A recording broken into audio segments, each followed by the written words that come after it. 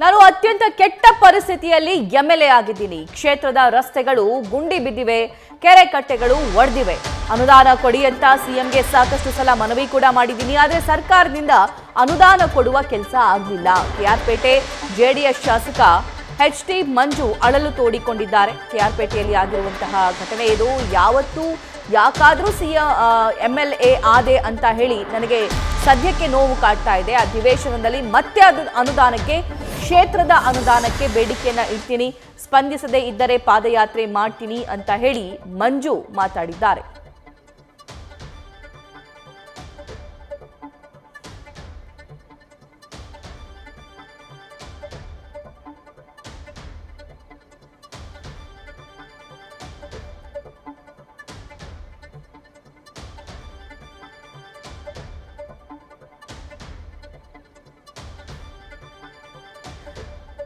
ಇನ್ನು ಶಾಸಕ HT ಮಂಜು ಜೊತೆ ನಮ್ಮ ಪ್ರತಿನಿಧಿ ನಂದೀಶ್ ಇದೇ ವಿಚಾರವಾಗಿ ಮಾತನಾಡಿಸಿದ್ದಾರೆ. ಅವರೇನೆಲ್ಲ ಹೇಳಿದ್ರು, ಅವರ ಅಸಹಾಯಕತೆ ಹೇಗಿದೆ ಕೇಳೋಣ.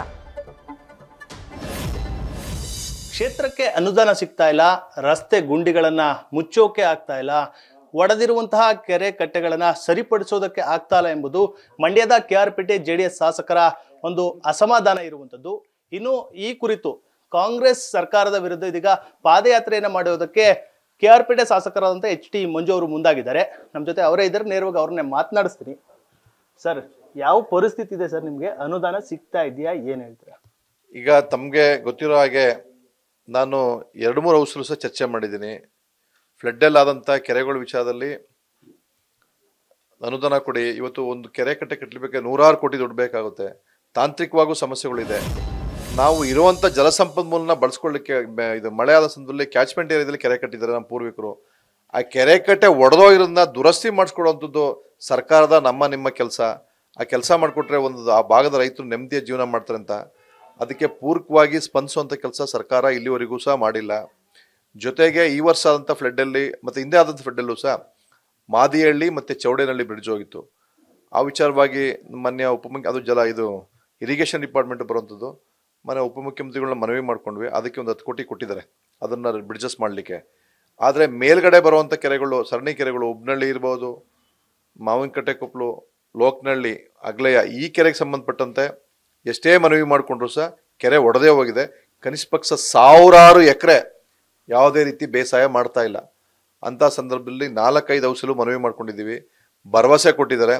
ಆ ಭರವಸೆ ಸಮಿತಿಗೂ ಸಹ ಹಾಕಿದ್ದೀವಿ. ಮೊನ್ನೆ ಮುಖ್ಯಮಂತ್ರಿಗಳ ಗಮನಕ್ಕೂ ಸಹ ವಿಡಿಯೋ ಸಮೇತ ತೋರಿಸಿದ್ದೀವಿ. ಅವರು ಪೂರಕವಾಗಿ ಸ್ಪಂದಿಸಿದ್ದಾರೆ ಅಷ್ಟೇ. ಇಲ್ಲಿವರೆಗೂ ಯಾವುದೇ ರೀತಿ ಅನುದಾನ ಕೊಟ್ಟಿಲ್ಲ. ಹಾಗಾಗಿ ಮುಂದೆ ಮಾರ್ಚಲ್ಲಿ ನಡೆಯುವಂಥ ಸೆಷನಲ್ಲಿ ಚರ್ಚೆ ಮಾಡ್ತೀವಿ.